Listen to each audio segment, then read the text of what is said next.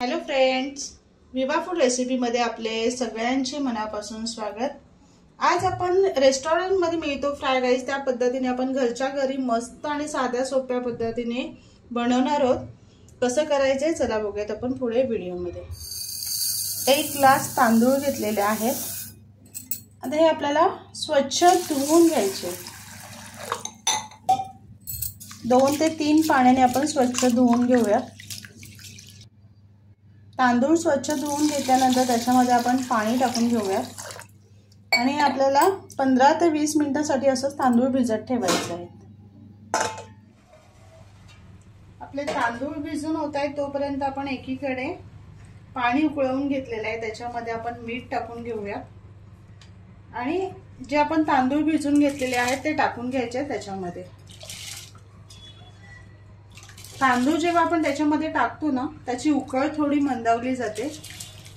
तर आपल्याला काय करायचंय, तांदूळ आपल्याला पूर्ण मिक्स करून घ्यायचे आणि त्याला चांगली उकळ येऊन द्यायची। इथे बघा मस्त गदगदून अशी उकळ आलेली आहे।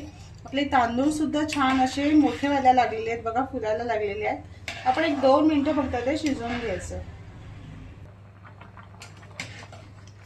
तांदूळ आपलं छान शिजलेला आहे, 70 ते 80% तांदूळ शिजलेला आहे। आपण हे काढून घेऊया।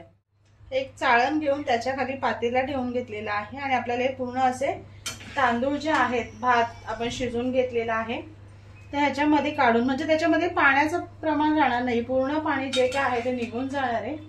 त्याच्यासाठी आपण असं काढून घेऊयात। गॅसवरती पातेला ठेवून आपण त्याच्यामध्ये तेल टाकून तेल गरम करून घ्यायचंय। फास्ट गॅस करूनच आपल्याला तेल गरम करायचंय। आणि अजून एक टिप म्हणजे आपण चायनीज बनवताना आपण भाज्या फ्राय करतो तर फास्ट गॅस ठेवूनच आपल्याला फ्राय करायचे, जेणेकरून भाज्या क्रंची होतात आणि त्याला चव छान येते। मंद केला तर भाज्या मऊसूत पडतात आणि त्याला चव येत नाहीये। तेल चांगलं गरम झालं की ह्याच्यामध्ये आपण कांदा पत्तीचा कांदा टाकून घेणार आहोत। हा पण जे कांदा पात असेल ना त्याचा जो पुढे जे कांदा असतो तो कांदा आपण घेतलेला आहे।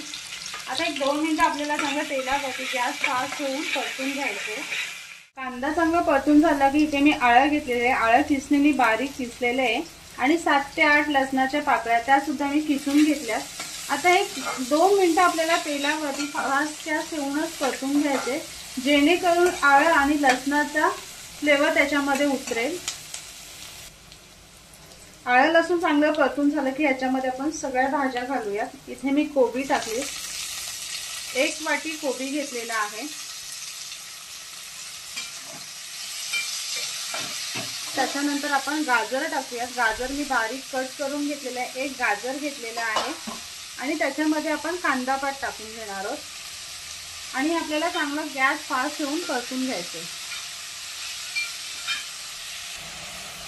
त्याच्यामध्ये आपण मीठ टाकून घ्यायचे आणि परतून घ्यायचे। लक्षात ठेवायचं मीठ फक्त आपण भाज्यांपुरतच टाकणार आहोत, कारण तांदूळ शिजताना आपण त्याच्यामध्ये मीठ टाकलेलं आहे, म्हणून आपण भाज्यांपुरतं जेवढं मीठ लागेल तेवढंच चवीप्रमाणे टाकून घेणार आहोत।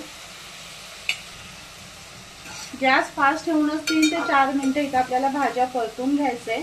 भाज्या परतत असताना आपल्याला इथे गॅसवरती झाकण ठेवायचं नाहीये, असंच ठेवून आपल्याला फक्त त्या भाज्या परतून घ्यायच्यात आणि क्रंची होईपर्यंत आपल्याला भाज्या परतून घ्यायच्या। इथे मी 1 चमचा चिली सॉस टाकून घेते।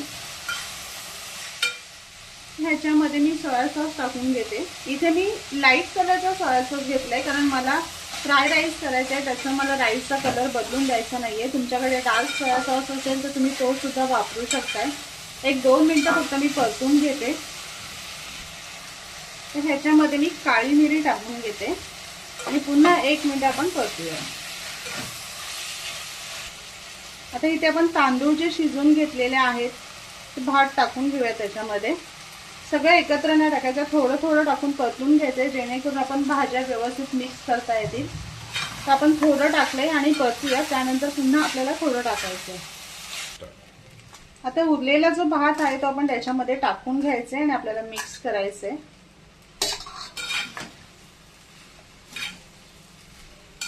हलक्या हाताने परतून घ्यायचे आपल्याला, एकदम फास्ट किंवा दाबून असं परतायचं नाहीये। जर आपण हलक्या हाताने परतलं तर आपले तांदूळ तुटणार नाहीये, जसे आहेत तसेच अख्खे राहणार आहेत। 3-4 मिनिटं भात परतून घेतल्यानंतर ह्याच्यामध्ये बारीक चिरून घेतलेली कांदा पात टाकायची आणि पुन्हा आपल्याला मिक्स करून ते परतून घ्यायचे। आता 2 ते 3 मिनिटं परतून आपल्याला गॅस बंद करून घ्यायचे।